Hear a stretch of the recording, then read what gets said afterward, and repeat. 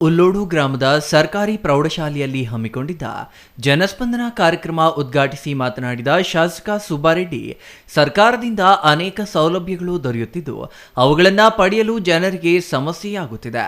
ಜೊತೆಗೆ ಸರ್ಕಾರಿ ಇಲಾಖೆಗಳಲ್ಲಿ ಜನರಿಗೆ ಅನೇಕ ಕೆಲಸಗಳಾಗಬೇಕಿರುತ್ತದೆ. ತಮ್ಮ ಊರುಗಳಿಂದ ಕಚೇರಿಗಳಿಗೆ ಅಲೆದಾಡುತ್ತಿರುತ್ತಾರೆ. ಅಧಿಕಾರಿಗಳಿಗೆ ಸಭೆ ಸಮಾರಂಭಗಳ ಕಾರಣದಿಂದ ಜನರ ಕೈಗೆ ಅವರು ಸಿಗುವುದಿಲ್ಲ.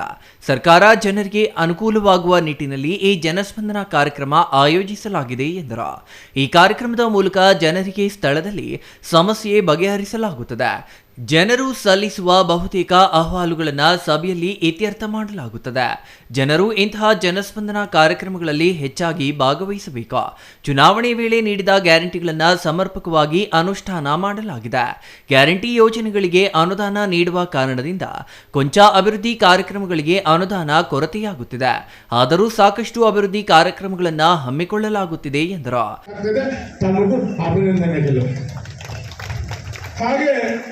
ಒಂದು ಜ್ಞಾಪಕ ಇಟ್ಕೊಳ್ಳಿ, ಸರ್ಕಾರ ಖಂಡಿತವಾಗಲೂ ನಿಮ್ಮ ಪರವಾಗಿದೆ. ಇವತ್ತು ತಾವೇ ತಿಳ್ಕೊಳ್ಳಿ, ಗ್ಯಾರಂಟಿಗಳು, ಈ ಗ್ಯಾರಂಟಿಗಳು ನಮ್ಮ ಆಡಳಿತದವರ ಅಧ್ಯಕ್ಷರು ಈ ಒಂದು ತಾಲೂಕು ನಾವೇನು ಮಾತು ಕೊಟ್ಟಿದ್ದೀವಿ, ಎಲೆಕ್ಷನ್ ಮೊದಲು, ಚುನಾವಣೆಗೆ ಮೊದಲು ನಾವು ಮಾತು ಕೊಟ್ಟಿದ್ದೀವಿ. ನಿಮಗೆ 10 kg ಅಕ್ಕಿ ಕೊಡ್ತೀವಿ, ಒಬ್ಬ ಮನುಷ್ಯನಿಗೆ ಕೊಡ್ತಾ ಇದ್ದೀವಿ.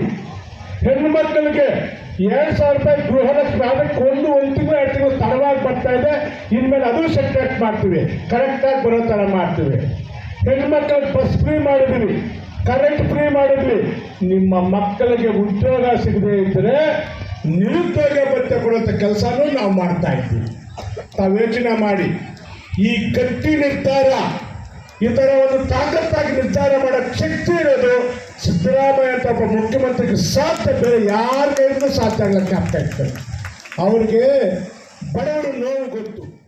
ಜನಸ್ಪಂದನ ಕಾರ್ಯಕ್ರಮಕ್ಕೂ ಮುನ್ನ ತಾಲೂಕಿನ ಬೀಚಗಾನಹಳ್ಳಿ ಗ್ರಾಮದಲ್ಲಿ ನೂತನ ಪಶು ವೈದ್ಯಕೀಯ ಇಲಾಖೆ ಕಟ್ಟಡದ ಉದ್ಘಾಟನೆ, ಗುಡಿಬಂಡೆ ಪಟ್ಟಣದ ಸರ್ಕಾರಿ ಪದವಿ ಪೂರ್ವ ಕಾಲೇಜಿನಲ್ಲಿ ನೂತನವಾಗಿ ನಿರ್ಮಾಣವಾಗಿರುವ 3 ಕೊಠಡಿಗಳ ಉದ್ಘಾಟನೆ, 5 ಕೋಟಿ ವೆಚ್ಚದ ಗುಡಿಬಂಡೆ ಪಟ್ಟಣದಿಂದ ರಾಮಪಟ್ಟಣ ರಸ್ತೆ ಕಾಮಗಾರಿ ಭೂಮಿ ಪೂಜೆ ಈ ವೇಳೆ ನೆರವೇರಿಸಲಾಯಿತು. ಮಹಿಳಾ ಮತ್ತು ಮಕ್ಕಳ ಅಭಿವೃದ್ಧಿ ಇಲಾಖೆಯಿಂದ ಸಾಮೂಹಿಕ ಸೀಮಂತ ಕಾರ್ಯಕ್ರಮ ನೆರವೇರಿಸಲಾಯಿತು. ವಿವಿಧ ಮಾಶಾಸನಗಳ ಮಂಜೂರಾತಿ ಪತ್ರ, ಭಾಗ್ಯಲಕ್ಷ್ಮಿ ಬಾಂಡ್ ವಿತರಣೆ, ಜಾಬ್ ಕಾರ್ಡ್ ವಿತರಣೆ, ಎನ್ಎಲ್ಎಂ ಯೋಜನೆಯಡಿ ಮಹಿಳಾ ಸ್ವಸಹಾಯ ಸಂಘಗಳಿಗೆ ಚೆಕ್ ವಿತರಿಸಲಾಯಿತು. Satish Babu, CTV news, Gudibande.